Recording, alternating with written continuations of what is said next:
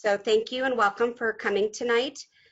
This is a meeting that was set up for families and community members in response to information about the reopening of the schools. And we thank you for being here.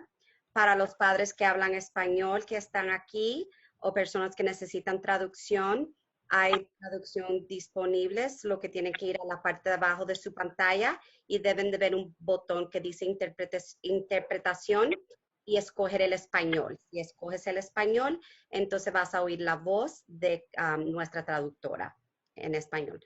Pero vamos a postear el PowerPoint en español y en inglés mañana con los videos de las juntas también. Okay. So I want to remind everybody that we do anticipate quite a bit of people. We already have over 100 people on the call. We are going to be asking for Zoom etiquette. All questions, concerns, or comments that you'd like to make are going to be done through the chat room. We will be monitoring the chat room throughout the whole meeting. Please note that we are going to be going over each of the task force recommendations. And so there's a task force for instruction, there's a task force for facilities, for health and safety. So when we get to those, we're always going to have a pause at the end of the recommendations for questions, concerns, and comments in the chat room. Please keep the questions or comments to those areas. We're probably going to answer your question in the next areas. We've gotten, while we were doing instruction, people were asking about masks. That's in the safety and health section. So please ask questions related to the area that we've already covered and wait to ask the other questions. And then if at the end your question wasn't answered, you can always put the questions in the chat box as well. But we do reserve the right to take people out if we do find anybody not behaving appropriately. This is being recorded, so we want to make sure that we are all respectful. And like I said, we will be monitoring the chat to ensure that your questions are responded to. So with that, I'd like to introduce our superintendent, Dr. Carlene Aguilera Fort.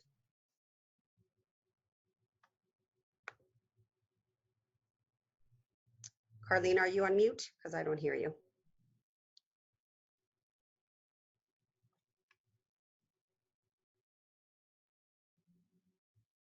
Dr. Aguilera, Okay, there you go. thank you. Because I wasn't able to unmute myself. Oh, okay. Thank you. Thank you. Thank you. Good afternoon, good evening, Carlene Aguilera Fort. And it is my honor and my pleasure to welcome all of you to this meeting.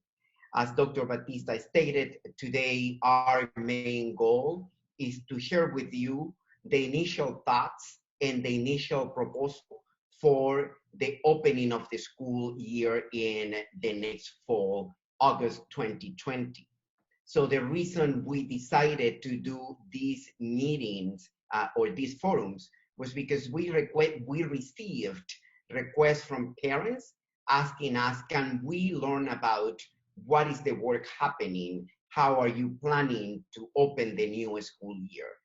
And we realized that that was very important and that many members of the community needed that additional information, even though the task force itself has 85 members that represent the different constituencies in the district, including parents, teachers, administrators at the school level, at the central office level, and also representatives from our class of 5, meaning administrative assistants, custodians, and people who work in the facilities department as well, and including also members of the nutrition service team. So we try as much as possible to be as inclusive as we could, acknowledging that in a task of this nature, it will be very challenging to have everyone coming at once to the same setting. However, it is important to highlight that a lot of the information that we use to develop the proposal that you are going to be presented today was as a result of the different surveys that you completed and many members of our community completed. That data was gathered was categorized, was analyzed, and then was shared with the different members of the task force. There are a few lessons that we learned through this process. And one of the lessons, we are actually enacting that one right now. We realized that from the very beginning, we needed to start sending this information out so that people were informed immediately.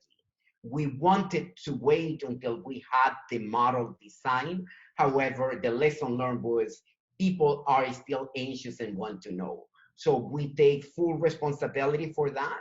And as we evolve in this process, as any good teacher, when we need to improve our practices, that's what we are committing to doing. We acknowledge, we name it, and we are ready to do it differently and better next time. That's what good teachers do. And so we acknowledge that, and we are committed to improving this process. Therefore, as the model is fine-tuned, as the different tasks get refined, we will be communicating with you in a consistent basis. Last week, we sent information out. This coming Thursday, you will receive another set of information. The following Thursday, you will get more information. So we are trying to have a pattern of consistency so that you receive the information. Please accept our deep apologies because I know there are many missteps as we also are learning about this process. We don't want to become defensive. We want to acknowledge so that we can make a difference once we do it next time. Today, you will hear about the instructional model that will define somehow the reopening of the school year on August 19. As of today, we are planning to open schools on August 19. If indeed we are not able to do it, we also have a plan for full distance learning. However, we want to make sure that if indeed we are able to bring the students at least the times that Dr. DeJena will explain, we want to be ready for that. So there are many contingencies that we still have not defined because we were concentrating on the model and the general aspects of the model. So without further ado, again, our apologies if by any means we left some of you feeling and experiencing that you were not part of the process or that you were not receiving the information. We take full responsibility. I take full responsibility for that. And I assure you that that is not going to happen again because we are going to address that. I have a wonderful team behind me, next to me, that are going to be supporting this process as well. So I want also you to know that this is the product of many people, the efforts, the intellectual, the heart of many people has been part of this process. So without anything else, I want to welcome Dr. Ana DeJena and Dr. Batista as they will explain, but my apologies. Here, we need to name one piece that Dr. Linda Darling Hammond wrote as we got into this process. And in essence, she stated that if we get this right, we may be finally able to achieve the empowering and equitable learning opportunities for all children that will provide the foundation for a thriving future for all of us. However, there is the risk if we don't revise and if we don't fine tune, we may be increasing and widening the opportunity gap in our students. So that's something for us to think about as we engage in this process. Next slide, please. I explained already that we went through a process of data review. That data was shared with the task force. We are using local information and CDC guidelines. The Ventura County Public Health is giving us specific recommendations, guidance, and at times directive as how we can proceed. The Ventura County Public Health works with the CDC, and they at the state level give us also the guidelines. We cannot do our plan in isolation from these two key elements that we must follow. Then you will hear the task force recommendation. The task force, you will have the following themes, and this is how you will hear the report. Instruction, meaning teaching and learning. What is the model? How many times a week kids will come to school, and how we are planning to, in general, scheduling these the students to come as they come back to school.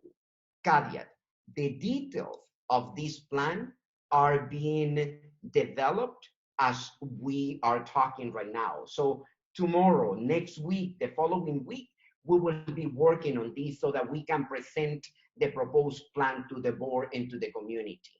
You have also a team that is devoted to fine-tune, to discuss, and to propose what are the measures related with health, safety, risk management. What is the distance? How we can do that? How many hand washing stations do we need to have? How often do we clean up? Why do we have one day in the middle so that we can disinfect and do deep cleaning? All these areas that are very, very complex, the health, safety, risk management team, they are taking care of it. Then you have the facilities and physical environment.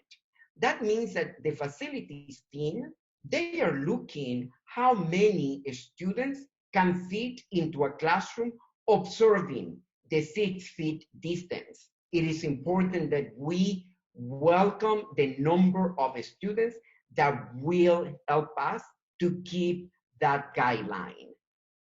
No more than the students that can be hosted in a classroom following the 6 feet distance, and all other measures that need to be taken.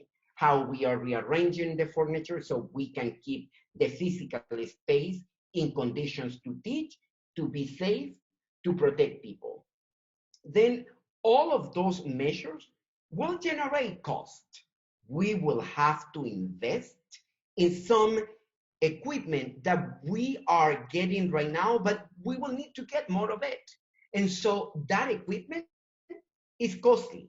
So we need to cost it out, and we have to acquire that equipment. There is no negotiation about that. In order to protect people, we need to buy those, but we need to know how much will that cost. And these, as a reminder, these are unplanned investments that we must incur. Then we have the technology development team, and they are discussing all the details related to how do we provide not just professional development to teachers, but how do we plan for the deployment of equipment? How do we make sure that maintenance of equipment? What are the hiccups that technology needs to address as we embark on this process? And now we have a little bit of more time to plan. Only 1 month. We didn't have even a week when we enter into this process. Very importantly, we have the child nutrition services team, because we are committed, and the Board of Education is very clear on this. We must provide the food and the meals for our students.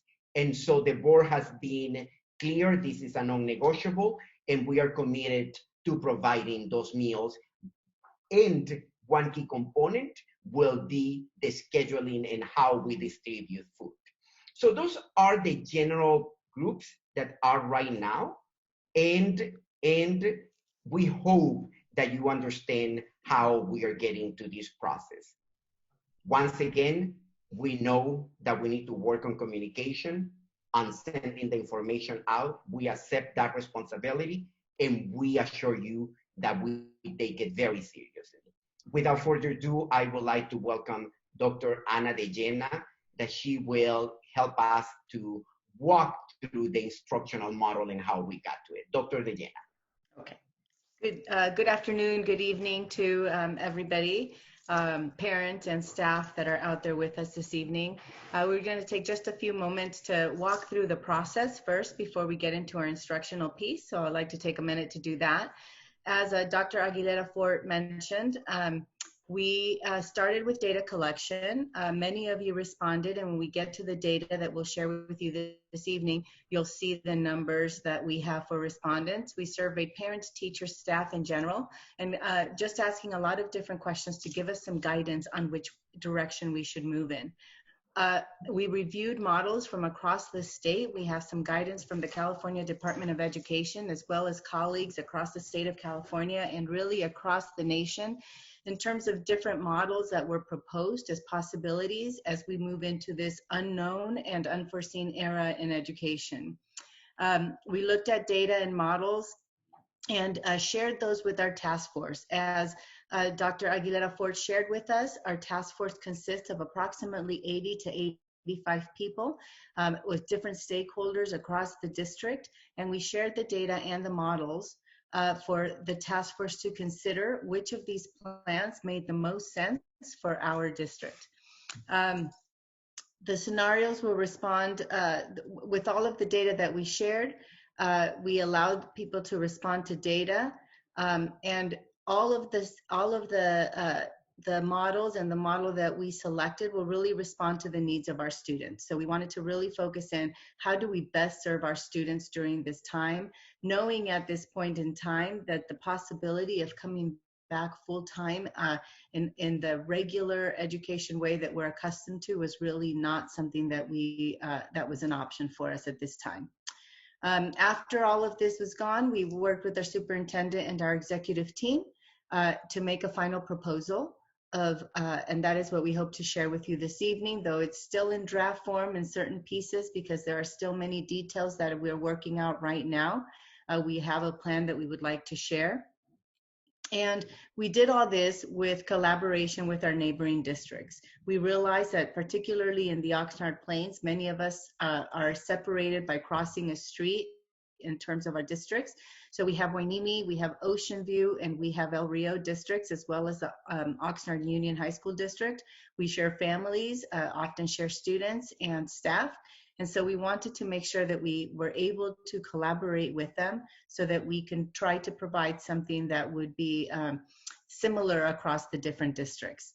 And then all of this, we really wanted to align to the strategic plan, which the superintendent introduced the beginning pieces of it at one of our board meetings, and there is much more to come in regards to that strategic plan. Next slide, please. So this is the data that we collected, and there's many more questions. So if you participated in the survey, you'll know that there's many more questions, but there's only a couple that we want to share this evening that are really pertinent to developing the plan that we have this evening. So the question was, how comfortable are you having your child return to school in the fall of 2020? So the data is before you, and of course the choices were, did we somehow minimize that data? I'm sorry, my eyesight's not so good. My fault, sorry. Okay, so from this, we put the survey out both in English and in Spanish. And so these are the families, these 2,083 responses were from families that selected to respond in English. And the extremes were, we're not comfortable at all coming back to school, to we are extremely comfortable. So you'll notice that the not comfortable coming back to school is the highest percentage of responses that we receive from our families who responded in English. Between slightly comfortable and not comfortable, we have approximately 50% of our families that responded to this survey in English felt this way. And then you'll notice the extremely comfortable, we have only about 10% of families. So between the extremely comfortable and the comfortable, we have about 27% of our families that responded in that way. Next slide, please. The other question that we wanted to share with you that guided some of our work with the task force was, how supportive would you be of the following approaches if we were not able to return to a normal school schedule? And the questions on here went all the way from half-day online learning, full-day online learning, alternating programs, and groups of students coming in person and some virtual, holding classes in additional spaces to accommodate physical spacing, teachers teaming up and splitting online instruction with face-to-face instruction, and prioritizing based on student needs, particularly we're talking about students with special education needs, English learners, as well as different grade levels. And this was information that we chose to gather because it was some guidance from the state in terms of really looking at information and data this way. As you'll notice that this data was kind of all over the place. People felt very,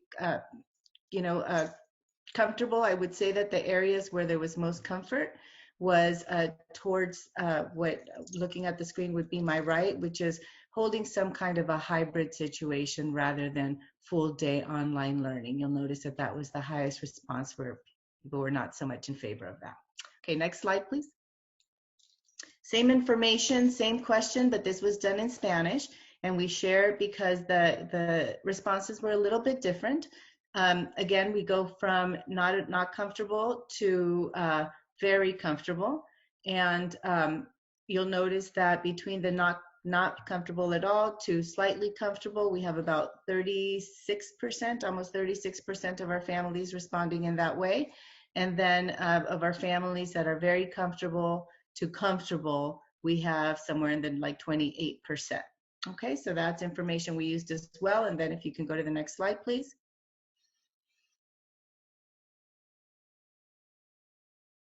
Next slide, please. Oh, hold on. This was the same information that we asked before, and it doesn't specify it on the bottom, but again, it goes from one side of being part-time distance learning, full-time distance learning, to the other end, which is having some kind of a hybrid where students are physically on campus. And you'll notice that overwhelmingly the families are in support of having the students back on campus in some way, and not full-time distance learning. Okay, next slide, please. Felt this was also important to gather this information from our teachers. And so we wanted to hear from our teachers on how comfortable they felt coming back in the fall. And you'll see the same numbers here. So the not comfortable is about 32%, and the slightly comfortable is 22%. So that gets us somewhere in the 54% mark. And then extremely comfortable was very low. It was 8.3% to 15% in the quite comfortable. So this information, again, was very informative, and it helped us in looking at making sure that we're offering a variety of options. Okay, next slide, please. Okay, and you'll notice, again, same questions in terms of how we're going to educate children. And this was, again, distance learning was particularly full-time distance learning was not a very supported option across the board. And then if you look across on the right side of the screen, then you'll see that some form of virtual split program with face-to-face instruction was really the preferred option. Next slide, please. Same information for staff in general, not just our teachers, but the rest of our staff. And this is how this information played out as well. So you're familiar now with the not comfortable and slightly comfortable to the extremely and quite comfortable. Next slide, please. Same in terms of the gathering information of alternating groups and alternating in-person attendance with a virtual combination. Okay, next slide. So as we looked at this data, we also needed to make sure to share with you and with the task force that we unfortunately are not working in isolation here. That much of what we're able to do and what we can do is all based on guidance from the California Department of Education, of course. The plan, we must adhere to the Department of Public Health, the California Department of Public Health, as well as the Ventura County Public Health. They are updating us daily or weekly on information as it comes. As you know, and I'm sure have followed, there are lots of changes that are happening all the time in terms of the virus cases and the measures that we need to take. So we wanted to make sure to share with you that we do not make these plans in isolation, but are working very closely with these departments in order to get guidance and make sure that we're adhering to all of those things. So of course we have to make sure that we're following and promoting all the health hygiene practices that we've received guidance on. We have received very strict guidance on the cleaning and disinfecting and ventilation that has to happen. So these aren't things that we're guessing on, but we're working closely with these departments to get specifics on. We need to make sure, and we will be working on employee and family education as we come back, the type of education that we need to provide in order to make sure that we are all adhering to these practices. We also are putting in place and have to put in place screening procedures for staff, students, and visitors as they come onto campus.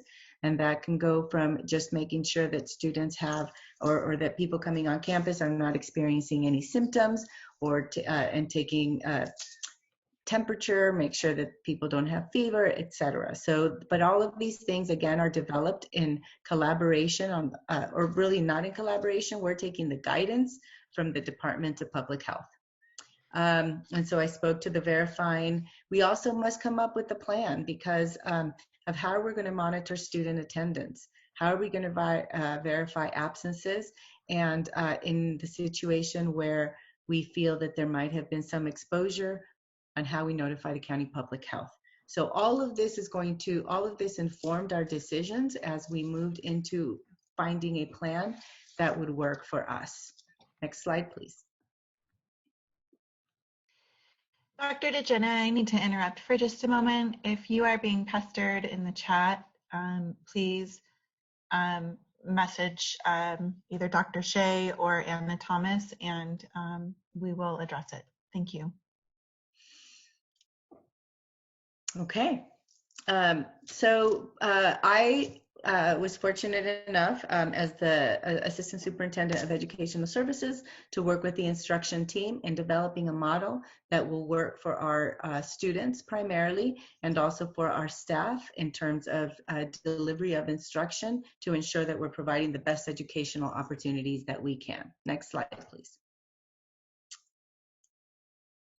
We wanted to make sure that all of this was founded on some principles. And the first is that we know why we exist. We know why we're here. We are here to make sure that we are serving our students. So we wanted to make sure that any model that we decide was student-centered and provided support for students.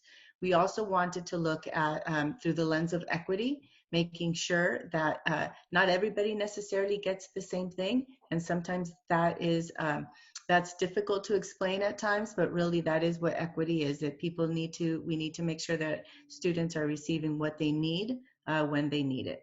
Wanted to provide access as much as possible during these circumstances, and we wanted to make sure to do all of this while we protected the safety and health of our students and of our staff. Okay, next slide, please. So we looked at several different samples across with the task force and came to the following sample as the chosen sample for us to work on implementing in the fall. Next slide, please. So for our elementary schools, here's our sample schedule. We have a schedule where our students are divided at each one of our K-5 schools, or even our K-8s, but in grades TK5, we are going to be dividing our students into two cohorts. We are going to have cohort A and cohort B. So in this particular model, you'll notice that cohort A students will come to school 2 consecutive days. They come to school Monday and Tuesday. They're at school till about lunchtime. And then at lunchtime, we will provide lunch for our students, and they go home. And there'll be an opportunity for continued learning after school through project-based opportunities and some of the lessons that the teachers will design. On Wednesday, we have a day that is defined as a distance learning opportunity. So students will still be participating in learning. They will be doing it as they have been doing it these last few months from home.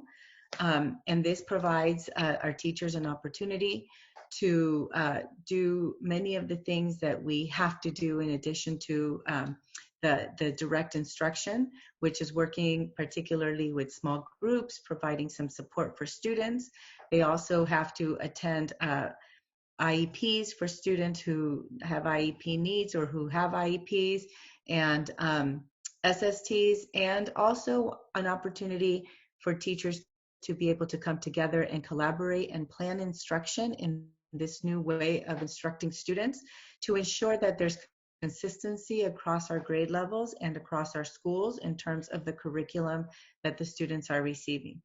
Cohort B students would come to school on Thursday, Friday, receive the same that the students in Cohort A received on Monday, Tuesday. The bottom part of this, after the students go home for lunch, on Monday and Tuesday, the students from Cohort B would have an opportunity to connect with their teachers after lunch in order to receive some instruction, some small group support, and the same would happen with Cohort A on the Thursday, Friday when Cohort B is in school. Because language arts and mathematics often drive our instruction, particularly at these grade levels, we wanted to ensure that students had an opportunity to really do that while they were in school. And then in the afternoon, we would be able to blend that in with history, social science, and science, PE, and art. We are still designing what our after-school program will look like. There's still guidance on that in terms of the times and the number of students and all of those things. Now, the reason why we decided that this was the model for us was because we have to abide by all of the regulations that have to do with the number of students in a classroom at one time, the spacing of desks, the cleaning that has to happen between different cohorts of students, and all of those things that we will cover later on in this presentation. Okay, next slide. We also designed a program for our middle school, and our middle school program is similar in terms of the day. So we wanted to try to maintain some consistency and similarity to assist families who have students in both our elementary schools and in our middle schools. So our students would also be divided into two cohorts. Cohort A students would come to school 2 consecutive days, but they would only receive 3 periods of instruction on any given day plus advisory. So on Monday, they would come and receive advisory, then they'd go into first period, second and third period. And then in cohort on Tuesday, they would get 4th period, 5th period, and 6th period. We would have the same distance learning approach on Wednesday, and then cohort B students would come to school on Thursday and Friday and do the same. In the afternoons, as with the elementary group, our teachers would be focused on doing some virtual learning by providing student support for small group instruction or additional support that students may need. And then, of course, staff meeting and planning opportunities for students. Okay, next slide, please. So if you have questions about this. Some for you, Anna? I'm sorry? I've got some for you. Okay, so we'll stop and do that, and then I'll share with you what our next steps are, because we have just identified the model. We still have much work to do in the next couple of weeks in collaboration with our teachers and our teachers union, so that we can design a program that really meets the needs of our students and meets the needs of our staff as well. I'll go ahead and open up some questions right now. Will siblings be taken into consideration when assigning which day students attend in-person school? We are going, yes, is the quick response to that. We are going to be looking at households and seeing how we can best create those situations so that we can accommodate sibling requests as best as possible. We do have about 15,500 students, and we may not be able to do that in every case, but we are going to do our very best to be able to accommodate that. What about science and history? And I think we responded to that. It will be in the afternoons through virtual learning and through project-based learning. So we've done that. What about that's for the elementary schools? For the middle schools, the students would still receive their science and history periods. So for middle school, they would get all of their content. They would get their same 6 periods that they would have received in one day. They're just going to have it over 2 days. What about DLI schools? So DLI schools, the same, we're following the same model, and we're currently working on designing a program so that students will continue to learn in both languages, and we will be able to work this coming week.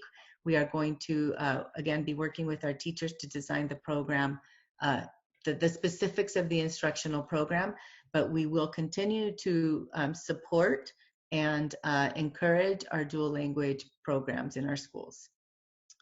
Will there be set assignments for the distance learning? Students should not be required to check daily in case something is posted. All of that information, we are working again with our teachers and want to get more specific on how can we best provide opportunities for students so that we have some consistency across the district in the opportunities for learning that our students are receiving in the instructional plans. They're saying the Spanish sample had Monday as the distance learning day, and that was an error. That was the original plan. We did let the parents know that it would be Wednesday, not Monday, and we did fix the PowerPoint that will be posted on the website. So that's been taken care of. And if I can speak to that really quickly, initially one of the models that we saw was Monday as the learning day, as that day where students are virtually learning. One of the reasons we went for Wednesday was because it's a good break in between the two different cohorts to permit us to do some really deep cleaning in the school to ensure that between two different cohorts of students, everything's really gone through deep cleaning before another group of students enters. There's a question about, they were talking about 1 day a week that they're gonna have the deep cleaning. But if students are assisting or coming to school every day, there should be deep cleaning every day. And so, yeah, we will have a deep cleaning every day. I think the difference is, I'll give you an example. If I have a second grade student and they come to school back to back, they can leave their little pencil boxes, their materials in their desks. So that could be their desk for the 2 consecutive days that they're there.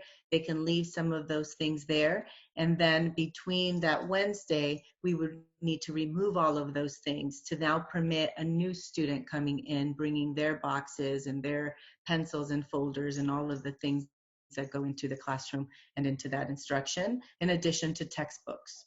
So deep cleaning would happen every day. So I want to make sure to say that cleaning is going to happen every day, but that transition between one cohort and the next allow us more time to work on the details of the books and the chairs and, you know, all those things that sometimes seem to be little things, but in the classroom they are actually significant things of getting textbooks and pencils and things like that to all the students.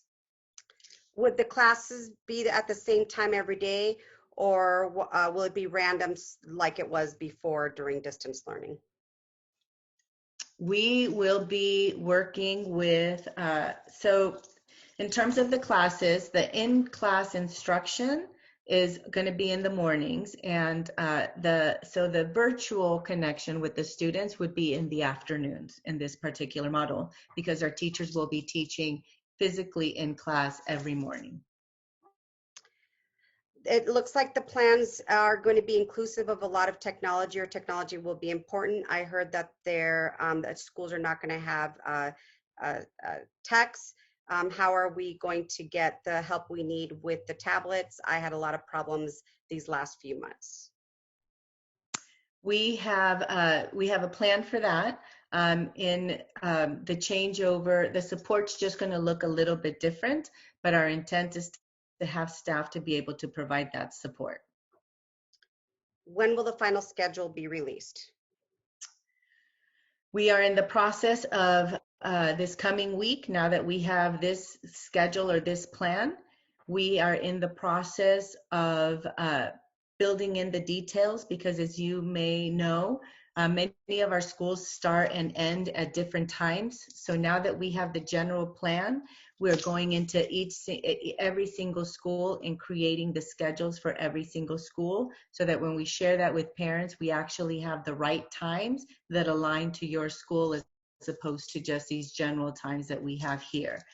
In addition to that, at some point before we fully release, we need to, it needs to get vetted through the Ventura County Office of Education and the Public Health to make sure that our plan meets all of the necessary requirements that they have put before us. So I'm hoping that hopefully towards the latter part of July or early August, we will have a definitive plan. But between now and then, we will share drafts of the possibilities, just awaiting the final approval. Can DLI students also have an option to stay at home and receive all instruction virtually? Yes, one of the things that we will be doing for all of our students is having read the data and the comfort level of families in terms of coming back to school. We know that we must have an alternative.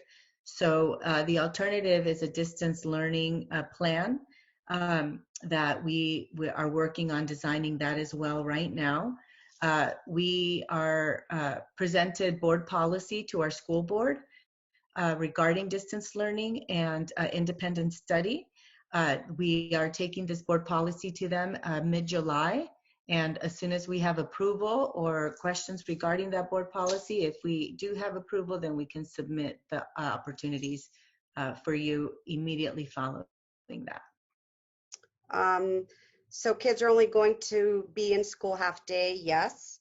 Is there any special considerations for students with special needs? Yes, so we have as I mentioned earlier, one of the areas that we wanted to focus on was equity and what our students need and making sure that we can provide that. So we have a special education team that is working alongside with us, looking at how we can best meet the needs of our special education students. That being said, it may not be all of our special education students, but trying to identify how we can provide programs depending on the type of special education programs that our students are in to be able to potentially provide more days in school. There was a question about library books being able to be taken out. Currently, I think our plan is to keep libraries closed.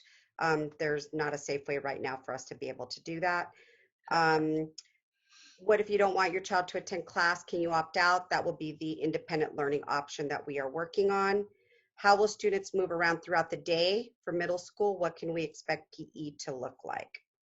So we are working on a plan. Like I said, all of those details are still to be determined.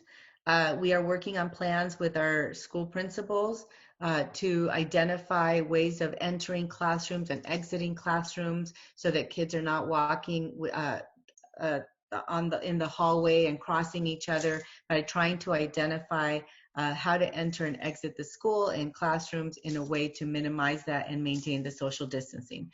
So those are parts of the plan that we need to still communicate back to you that we will be working on in the next 2 weeks. How will students be graded? That is also part of our assessment plan, of our instruction plan. And we will be working on this coming week. We have a meeting with a group from our task force that will be looking at the details of assessment, grading, and the actual instructional pieces. So that is still yet to come. More concerns or questions about sending their kids to school? And once again, for everyone, parents will have the option to keep their children for full instruction at home if they're not comfortable with sending them to school. And we are just so that we're waiting to pass our board policy on that, but it is the guidance that that the state of California has asked us to consider and put into place. The temperature checks and that stuff will all be talked about in the health and safety section. I believe special ed should go every day, so we are taking special considerations for particular groups of students, and we'll be working that into the instructional plan. Okay, that's the same. So again, special ed classes, we've already answered that. How will recess look? We know that those are the details that once we have the plan we're working on through our facilities team. We know that at this point, equipment for students will be off limits for now. So we are looking at how to stagger recess so that all the students are not on all the primary kids are not on the playground at the same time, but that we have things staggered to have small number of students that can space out and be well supervised while they're out there to maintain that spacing. There was a question about how will we get rooms cleaned between middle school. That's all part of the instructional plan that's going to happen. And there was a cut in custodian. So how is that going to happen? We are working with facilities and they are working with us to let us know what their needs will be so we can make sure that the schools have the support that they need. Let's see here. So, Dr. Batista, several of the comments in the chat are going to be answered in the next sections to come. Yes. I might suggest we press pause on those questions and move forward with the presentation. Yes, I'm just looking. That's a good idea. And if at the end your question was not answered, then we'll be happy to entertain that question then. But I think many of the safety and health questions and facilities questions will be addressed throughout the presentation. So thank you, Dr. Shea, for that. Okay. So in terms of the instructional piece, our next steps, as I've mentioned, is that we are going to be designing our instructional plan. We have our first meeting with the instruction team that's going to assist us in this coming week. And as we continue to develop that, we will share more with you on that. And then it's working out on those details so we could put these plans into action. Okay. So with that, I'm going to go ahead and turn it over to Dr. Batista. All right. So the facilities group was in charge of figuring out how we would take care of the classrooms. And so some of the recommendations that came out of it, well, the first part was classroom setup. The facilities team will go to each classroom to set up maximum desks using safety guidelines of 6 feet between the desks. Once the classrooms are set up, the principals will be given this information so that they know how many desks are able to be held in each classroom. We know that classrooms are very different at all different schools. And so the principals will get the numbers, and then that way they can make decisions as far as which classes are going to be able to go where. Furniture in the classrooms will remain as much as possible in the classrooms, especially with essential elements such as the student desk, the teacher desk, storage places for teacher materials or student materials. All unnecessary items and furniture will be taken out of the classroom. For example, kidney tables and smaller tables that will not be able to be used. And we are going to also be asking that personal items for the most part are taken out of rooms, stuffed animals and things like that, because those are all places where where COVID can lie and can have issues with it. So once the custodians go in and they do the cleanup, if there are items that they've removed that are personal items, they will put them in a box and put them into the classrooms so that they can be removed by the teachers when they come back in. This is just a sample of one of the rooms that were set up as they were trying things out. So you can see that this classroom has 6 feet between the students. There's space in the back for walkways towards the hand washing station. And there's space for the teacher desk as well as area for the teacher to work from the front of the room. Here's another setup for another classroom. You can see in this one there is a storage unit that's not movable towards the left side of the room. So it does not allow for as many desks to be put there, which is why we're saying that each classroom needs to be set up in order for us to be able to know how many students can be safely placed in a classroom. And this is a larger room, more likely to be one of the upper grade rooms. And you can see again that there's more desks available here. And if the boxes and materials on the left side are removed, you can actually still put one more row of desks there against the wall and still leave the 6 feet space there. So this is a classroom that can house probably about 16 seats. Cleaning and disinfecting. The Clorox 3000 machine was purchased for each school. We will have ones for all the schools as well as a couple of extras. These are set up to disinfect classrooms in about 15 minutes. It takes about 10 minutes for a custodian to go through the room and spray. It's like a fogger kind of machine. And when the liquid lands on the furniture, it basically disintegrates, or it dries, and it takes about 5 minutes for that to happen before you can safely start bringing people back in. And this will be the way that we will be disinfecting the classrooms every single day. Desks will need to be clear of all items for proper disinfection, so we can't have labels or name tags or things on the desks because it will make it difficult to ensure proper disinfection.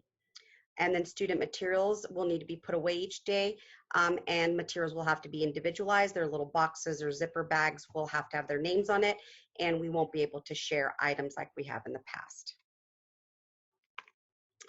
The HVAC and air circulation.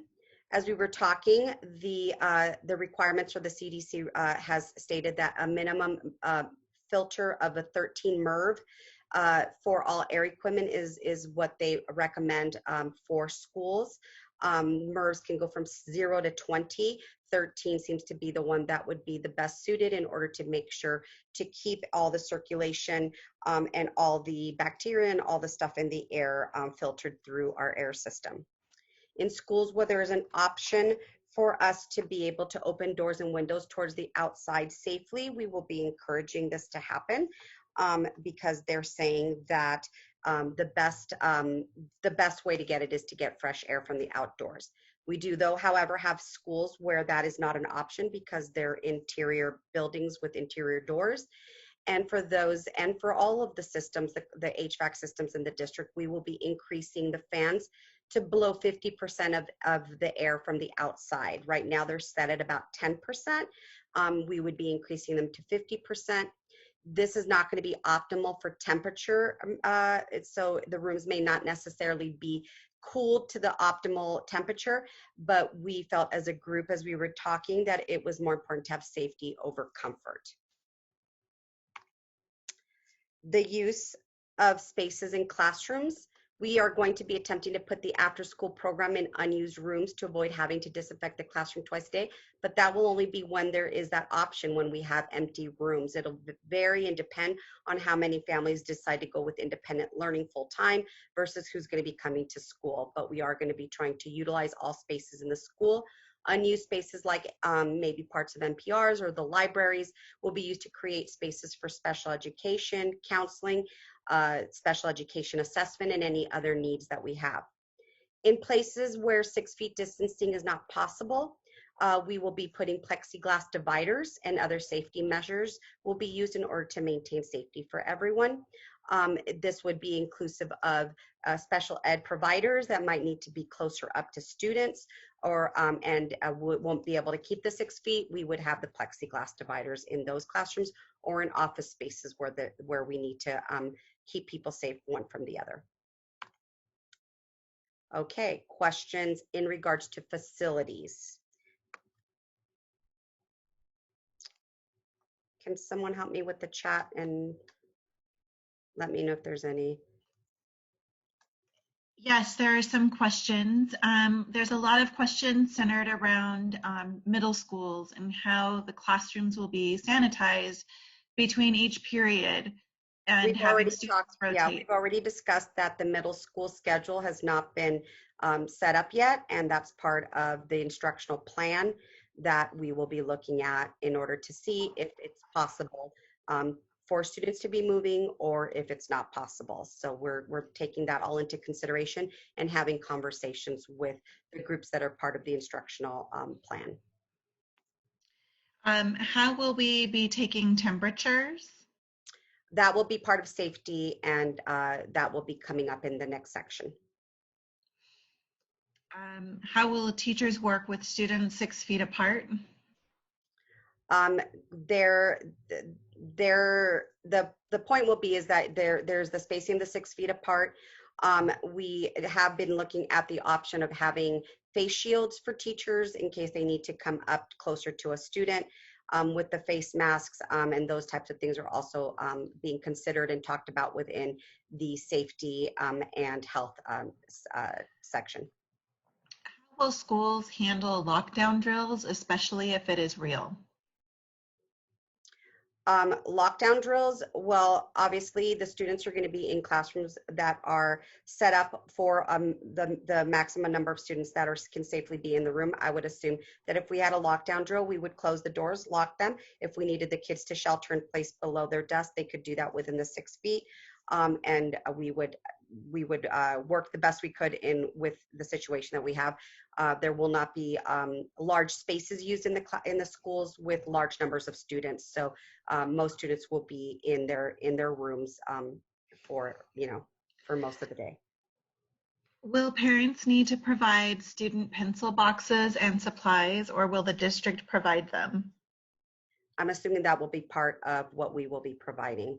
But if parents want to provide their own and send it with their child and to be kept in the classroom, we absolutely wouldn't tell a parent that they couldn't do that.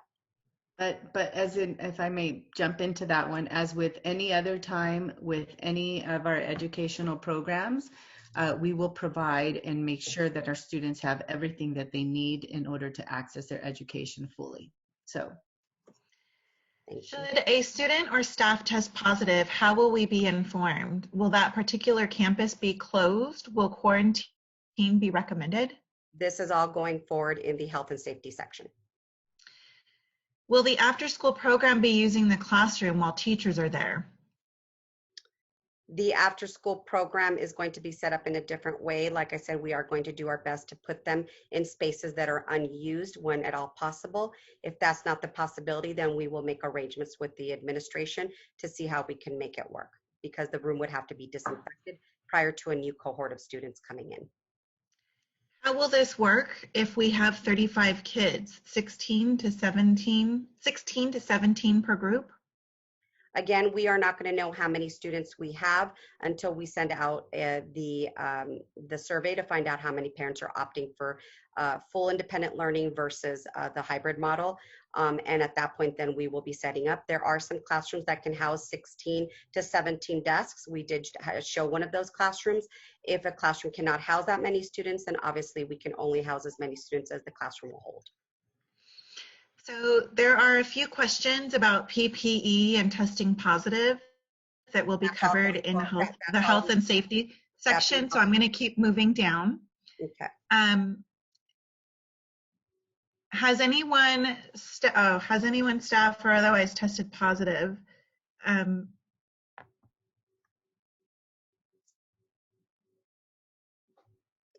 didn't hear that. Sorry, has anyone staff or otherwise tested positive? I don't have that information.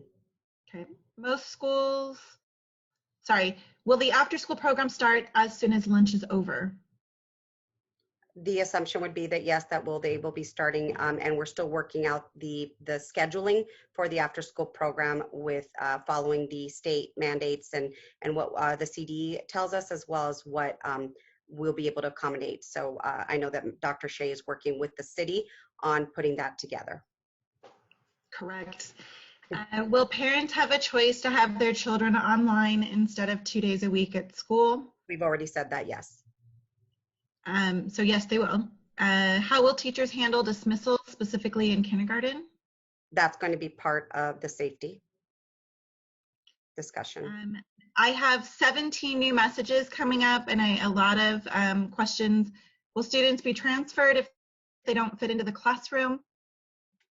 Right now we can't tell you positives of a lot of things. Everything is up in the air insofar as what the number of students that are going to actually be coming and sitting in the seats, as far as the ones that are going to be choosing to do the independent learning. So we can't answer a lot of these questions, and that's why Dr. Aguilera Fort said that we will be sending out information on a weekly basis as we have more information to share. We are going to cover eating, where students will eat in the child nutrition services section. Yes. If there are enough students to choose to continue with distance learning, will we consider? Yes, we will consider implementing. Will we consider implementing full-time classroom instruction for other students, for students that want to attend 5 days a week? I think right now we can safely say that the plan is not to have the 5 days a week. I don't believe that we'll have that many. I still know that we have families that will need their students to come to school, and so when we have the numbers, then we can make better decisions. But right now, we don't foreseeably see that as an option right now. What kind of training are teachers receiving? We will be talking about training teachers in safety in the safety section. And we're good to go. Okay. All right. So health and safety group. So recommendations that came out of the health and safety group. We know that frequent hand washing is the best way to reduce transmission rates. And so where there are no hand washing facilities, hand sanitizer will be used.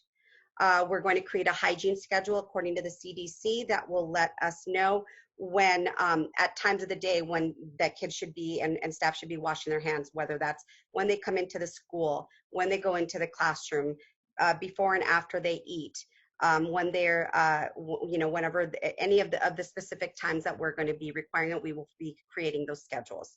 All classrooms will have soap and hand sanitizer. Hand sanitizer or hand washing stations will be set up at every entrance and exit of the school. And all these supplies that are listed above will be checked on as necessary and before the start of each day to ensure that each classroom has what they need in order to maintain safety and hygiene. We're going to establish hygiene practices for staff, students, and families. We're going to be teaching the appropriate hand washing protocol to everyone, the proper use, removal, and washing and disinfecting of fabric and facial coverings. We will provide masks if necessary. Upon arriving to school, all staff and students are to have their temperature checked with a touchless thermometer. Those will be at the entrances of the school. Post hand washing and wearing mask reminders in all rooms and hallways, so there'll be signage everywhere. And we will post social distancing reminders and guides on the floors and walls where it shows for the 6 feet separation. Personal protective equipment. OSD will require mandatory use of face covers, cloth, or masks in accordance with federal, state, and local guidelines currently in effect. The district will provide appropriate personal protective equipment as needed. We want to ensure that there'll be adequate access and storage for staff and students of these items. We need to follow all state and county guidelines. There will be videos and trainings done on using and removing masks properly, on hand washing. These will be posted and offered to families and to staff and to everyone, especially to staff prior to the beginning of school. An idea came up to provide a paper bag to each student with his or her name where they could store their masks. If parents want to send their children with their own masks, they're welcome to do that. The child could keep it in the classroom for their 2 days and then take them home for proper washing. If a student does not have a mask, then a mask would be provided for them. Visual checking for symptoms. We are going to ensure that all students and visitors are checked for symptoms every day before entering school. Any visitors with symptoms consistent with COVID-19 would be denied entry, and staff and students with any symptoms or who've had a close contact with a person with COVID-19 should be sent home or to an isolation room that will be chosen as a place where we would put students or staff with the symptoms until they can get home. Verification must start at home. So we need to educate our parents and staff about how to look for symptoms before they come to school, so that if they do see symptoms, that they don't send their children to school and they don't come to work. We will have multiple ingress points to campus with varying schedules. Right now, the principals are setting up maps with us and letting us know where each of the entry points will be for different grade levels, if it's going to have to be staggered, so that we don't have a large accumulation of people at one entrance point. We're going to implement the visitor screening questionnaire at all schools that would have to be completed by anybody coming into the school that asks specific questions regarding symptoms or things related to COVID. And staff and students with confirmed COVID-19 diagnosis should not return until they have met the CDC criteria to be able to leave isolation at home. and that'll be determined by the Ventura County Public Office of Health. Maintaining healthy operations, the school should conduct daily absence and symptom verification and reports weekly. Absenteeism of staff and students for COVID or flu-like diseases using the Ventura County Public Health Monitoring Survey. We need to immediately inform VCPH of absenteeism that rates of greater than 10% of staff or students on a single day at any school. We're going to designate a school district liaison officer to work with VCPH in the traceability of confirmed COVID-19 cases of students, teacher, or staff members. And the school district liaison will receive training in contagion traceability from the Ventura County Office of Public Health. Consideration of partial or total closure. A close contact is someone who's been 6 feet or less from a person for a sustained period of time, 10 to 30 minutes.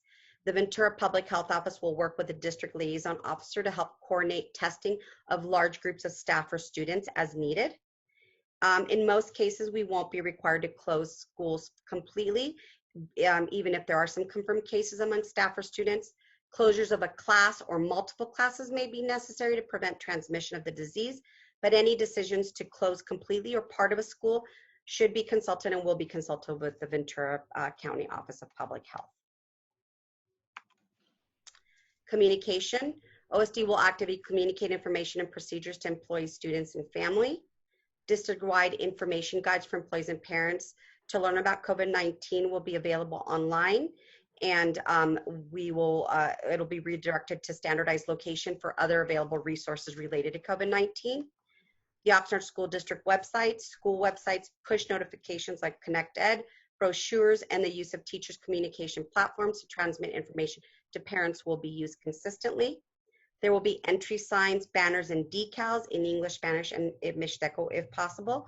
Risk management will work on standardizing the order form so that all schools are receiving the same banners, signs, and decals. Okay, questions on that section? Yes, there are questions. And I need to back up just a little bit.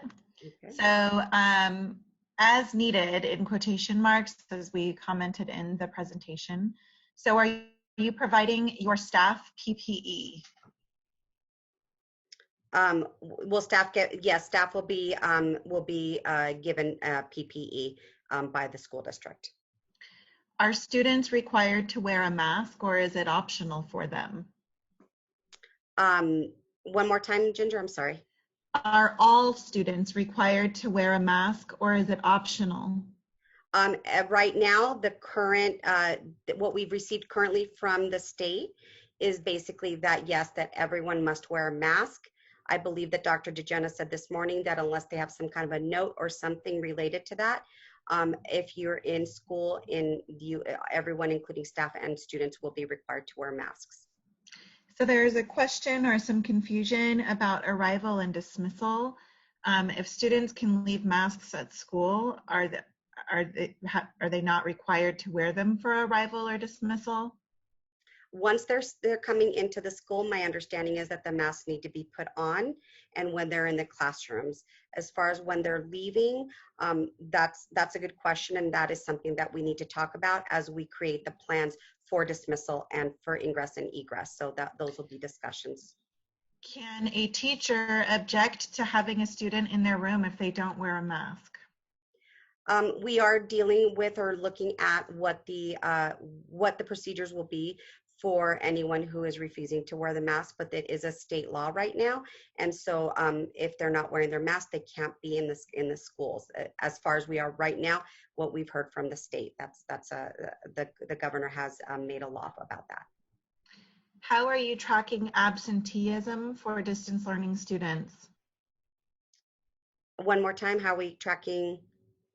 Absenteeism for distance learning students. The distance learning has very different requirements. My understanding is it's related to completion of work and assignments, and those students in those types of programs would be working with the teachers, and there would be conversations between the teacher and the parent and the student. But my understanding is it's a very different way of tracking attendance. Will teachers and staff get tested prior to school starting and in between? Or have you thought of having anyone returning to school be tested? As of right now, I have not heard about testing for everybody. Dr. DeJenna, have you heard anything in relation to that?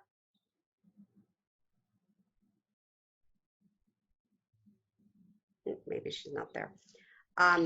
We're also copying all of this, and we'll be taking the questions. So any questions that we were unable to respond to today. So I will bring that question to Norma Magana, who's our risk management person, and see what her answer is to that. But I have not heard so far right now of that. Okay, will subs be trained on classroom protocols when teachers are not able to give in-class instruction? I would assume that we will be training all staff, which would include our substitute teachers. We would need to make sure that they have all the safety trainings that they would need in order to be able to be in a classroom safely with students. I understand kids and staff will be required to wear face coverings, but will they still need to wear them during class instruction since they will be 6 feet apart? Right now, the requirement that we've received at this moment is that yes, even though they're 6 feet apart, they still have to wear their masks. If someone has a note that they cannot wear a mask, doesn't that put everyone at risk? Like I said, I believe that Dr. DeJenna mentioned something in regards to notes, but if there are students or people that can't wear a mask in public, then obviously we would need to look at that, and we would need to see about recommending a completely distant learning program for people who are unable to wear masks to school if there's a concern from the doctor in regards to that. But we would have to take each case and consider it, and we would have to run it by risk management. I have about 21 new messages building up here. Ms. Thomas, can you help me go through the next few? I am at a timestamp of 6:15 as the last message that I'm reading. What about children with allergies? Will they be sent home for a sneeze? We won't be, students with allergies will have allergies. Like I said, there's symptoms. We would be looking for conditions like fevers and persistent cough and sneezes and things like that. Obviously, we wouldn't be sending a child home for just one sneeze, but we would, if we were concerned or if the teacher was concerned, we would definitely have the our health assistants, or we would look into each individual case. This is a question, and I think this might be one for Suzanne Lugatoff in Child Nutrition Services. Mm-hmm. If I decide to have my child do independent study because I'm not employed at the moment, can I apply for EBT? And I would guess we need to get some clarification on that for you and communicate that out at a later date. But I do think that that is a good question that our independent study team will need to take a look at. Absolutely, and I believe in the CNS section, it does talk about students that are distance learning and that they are still able to get food. We will get that at the CNS area. Okay, if a student refuses, what happens if a student refuses to wear a mask or takes it off during school? We've already had that discussion. We will be setting up protocols on how we would handle a situation like that. We've had that in our considerations of things that we need to look at as far as part of our protocols for when the students are in class. Okay. If a student is not wearing a mask in class, will parents be notified? Meaning, if they have a note that excuses them, will the rest of the parents be told? That excuses them. Again, I'm not sure the protocol or how the whole process with not being able to wear a mask, and that's something that would have to go through risk management, and we would probably have to look at health services in regards to why the person can't wear the mask and if it's safe for them to be in school or not. So that would be a consideration and something that we would need to talk about. But again, I will put that in the hands of risk management so we can get a better answer for that. And I apologize, I've been reading through the chat questions. Have you gotten to the health and wellness section? Because I think a lot of the questions coming up are health and wellness. This is health and wellness. We just went through. Okay, so sorry, you start to go cross-eyed after a bit. Since the symptoms show up after 14 days after a person has been infected, what will the district do if someone is infected and has been attending class for the past couple of days? That's where the person who's going to be working with the Ventura County Public Health Department in the traceability. So we would be looking at sending notifications to families of the students that were in that classroom and staff, and we would be doing testing. That was covered in the slideshow. Okay, how will it be determined which teachers get to teach virtually and which go back into the classroom? That's something that has to be negotiated, and so that'll be a conversation to be had with the OEA as we create the discussion, as we create the what the job description will be and how that will happen. And that's a negotiable area that we can't speak to right now. Who will the liaison officers be? Teachers or classified staff? I would assume that the liaison is not going to be a classroom teacher because it has to be somebody from the outside who can do the monitoring, but who those people will be has yet to be decided. And then there are a couple of questions in the chat about when you will receive additional information. And it is our intent to provide a weekly communication out to our families just to keep everybody updated as things change as quickly as we're able to share them with you. They change again. So please be looking for weekly updates. How will you support children's mental health with all these changes? And that is the last question in the chat. We have continued counselors on there.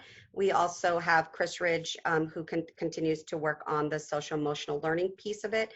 And so we will continue to provide that support. We have the ORCs that work with the families, and we have all the outside agencies that we always utilize and will continue to utilize to give students and families the support that they need in order to be able to get the help that they need. Okay, nutrition services. We are going to continue with the meal service waiver that we got this year during our close down. The USDA extended it through 2021. This allows us flexibility in the variety and quantity of foods that we can serve at breakfast and lunch, and you can actually send several meals home at once. This also allows children or parents to take food off campus because, as you can recall in the past, we were never allowed to do that. We were never allowed to let students take food home, but now they can with this waiver. The meal service plan for right now is that days students are in school, they will receive breakfast in the classroom and a grab and go lunch. On the days of distance learning, there can be pre-ordered box meals that will be available for pickup. That will include 3 breakfasts, 3 lunches, and 5 dinners, so that the days that the children aren't in school, the families have the food. And distribution hours will be determined based on a questionnaire to parents as to what is the best time and when they can come and pick up the distance learning food. Some considerations that they're still talking about and working with facilities and other departments is the trash management in the classroom for breakfast. Distribution of meals through various exit points in the school. Obviously, we wouldn't be able to have the students all go through the cafeteria, so we would probably have to have a grab and go at the different exit points of the school. Communication method for the meal pre-ordering system. So how will that pre-ordering system work? How will parents be able to do that? That has to be created. We also need to think about distribution of food, and if there's a possibility or if it's even something that we can do or feasible in order to be able to deliver or provide meals or deliveries to the home for families who can't come to the site. And so that's something that's being looked at and its feasibility. And then finally, trying to maximize our students' food preferences while maintaining high quality. They're going to try to give as many quantities of fresh options, even though it will be grab and go, and it will not be your typical sit-down meals that we were providing in the past. Okay, questions about CNS?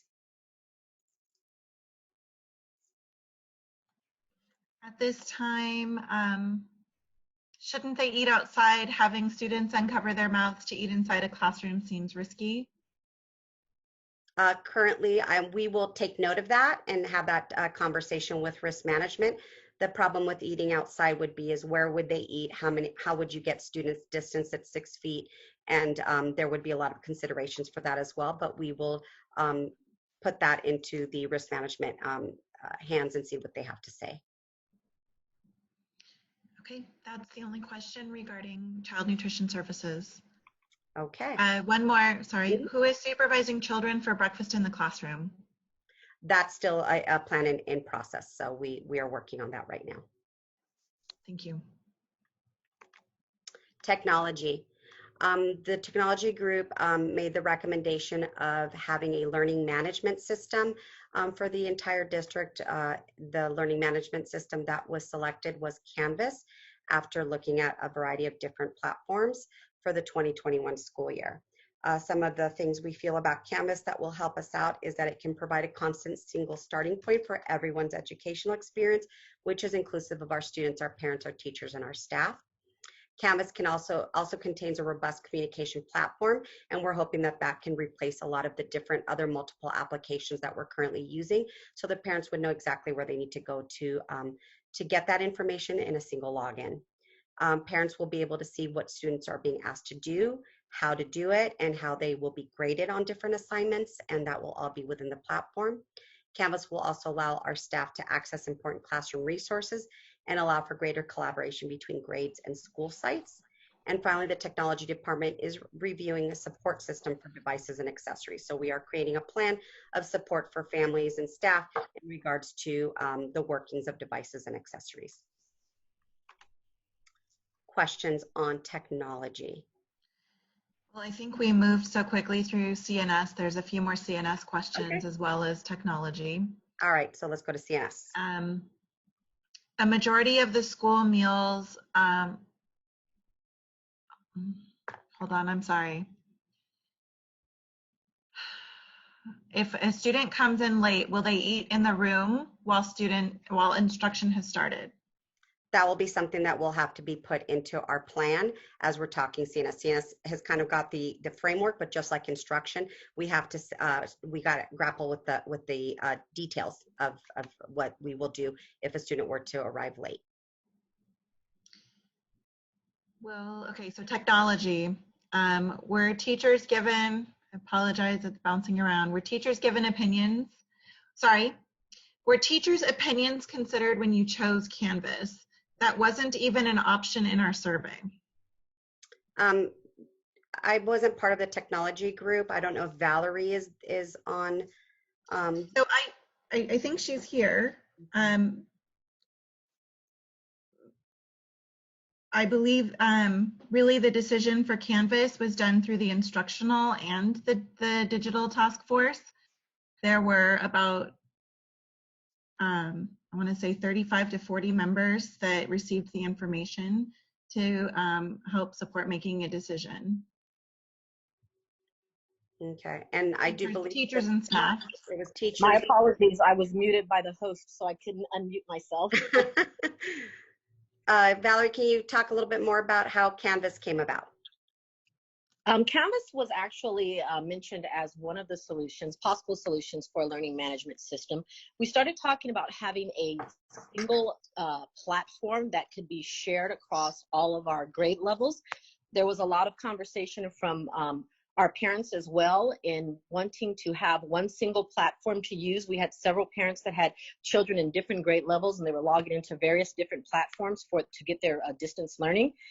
It wasn't just the technology group, however, we did take that back to the bigger instructional group, and that group was comprised of teachers, union representatives, parents, administrators. It was a larger group that we brought that to take a look at two different learning management systems, and we took a survey at the end, which helped to guide us in our decision on selecting Canvas. Okay, thank you, Valerie. Will students be provided the connected keyboard for their iPads? It is difficult and timely for typing and doing work, providing that the keyboard would be of great benefit. Valerie, do you know anything about that?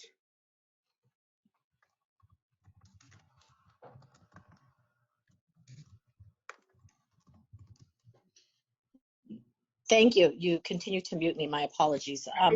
We currently have enough keyboards for grades 3 through 8, so we are looking at purchasing more keyboards for the other grades that have them.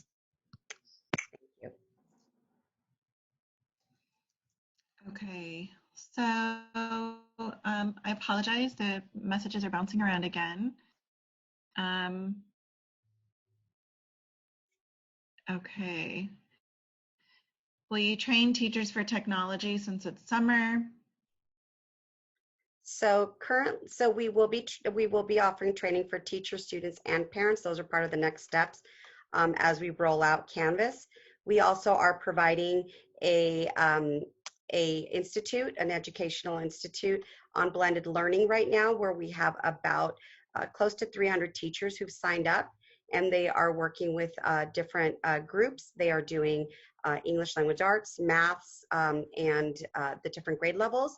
And we are actually working with the teachers on different Google Classroom and different other platforms to offer the teacher support. But we will be utilizing some of the time that we have when the days that the children are not in school to do trainings and to offer supports for the teachers. We obviously can't roll out a learning management system without doing proper training, and that would be part of the rollout. So the next question is a couple of layers. Will hotspots be available for staff, such as para-educators and teachers with shoddy internet? Valerie? I don't have information on that. We currently have hotspots for students that have a specific need. I have not been given criteria on our employees. Okay, so that'll be something that we will put on the list to look back onto. There is a question about why bother teaching us everything about Google Classroom and then give us Canvas. Well, Google Classroom will be in Canvas. It'll be a platform within Canvas. So the correct statement to that would be anything that you are creating and generating in Google Classroom can actually be uploaded into your Canvas classroom. So it's for ease of use and ease of transfer. okay. Is the district going to consider buying Chromebooks or laptops? As of right now, we are one-to-one on iPads. I have not heard anything about Chromebooks or laptops. Some teachers only had computers or laptops that did not have cameras. They were only able to Zoom with audio. Will they be given computers with cameras or cameras to attach to their computer? And this was staff? I'm sorry, I didn't hear the beginning part. Some teachers did not have a computer with a camera. Okay, so it's teachers. Okay, so we do have a device refresh plan that the district implemented several years ago. All of our teachers get their devices refreshed, and no teacher will have a laptop that is over 4 years old. The ones that did not have web cameras are the ones that are at the 4-year mark. We are right now sitting in the IT department with the 300 laptops to start replacing those. So that is a part of our ongoing refresh plan. Okay. Thank you. There's a few more, so please don't go far, Ms. Mitchell. Can teachers still use Google Classroom? Why is the district purchasing Canvas? I can speak to that if you'd like, or Ms. Mitchell could speak to that. Go ahead, Ginger. Okay, so Canvas actually provides us a parent, a student, and a teacher portal. I think what you'll find, some of the features within Canvas will smooth out the communication between our families and provide one consistent access point for every one of our families. It is also the same program that our high school district is using. So if someone has children in 5th grade, 8th grade, and 10th grade, they only have to log into one platform in order to check in on all 3 of their students. Would you like to add anything, Ms. Mitchell? Just that Google is not a learning management system. So even when we use Google, we still have to exit and go into other vendors' software websites. With the learning management system, several of our core curriculum vendors have integrated their platforms within Canvas so that the student has just one login and they don't have to leave that platform. I saw a question in regards to Does Canvas support DLI as well? I would think that, I would need more information on that one. I'm not sure what that means. I Yeah. think the question, we need more clarification to the question. So you could re-enter that into the chat. there was a question about, does Canvas support Parent Connect, where we check our kids' grades? Actually, yes, the grades would transfer and the parents would be able to see the grades within Canvas.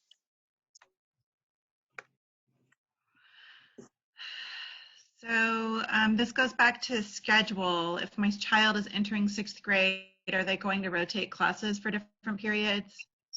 We've already talked about that. That's still in the works. We still don't have a response for that, but we will. And as soon as we do have a plan, we will send that out. The question is, who's going to help the parents in respect to technology? All this Canvas and Google is new for many of our parents. We will absolutely have classes, videos, and support systems for our parents in order to ensure that we teach them how to utilize the platform. When will incoming 1st graders get their iPads? The goal for that would be after school starts, within the first 2 weeks of school starting, we need them there at the campus so we can pass them out. So as we rotate through the days, the A and B days, we will arrange to pass out the iPads. Are we still using Parent Student Connect? The communication will all be under Canvas, and so it'll make it a lot easier for the parents to communicate with the teachers and with everyone. And messages can go out through Canvas as well. And then what if our kids are in DL and have 2 teachers in K-5?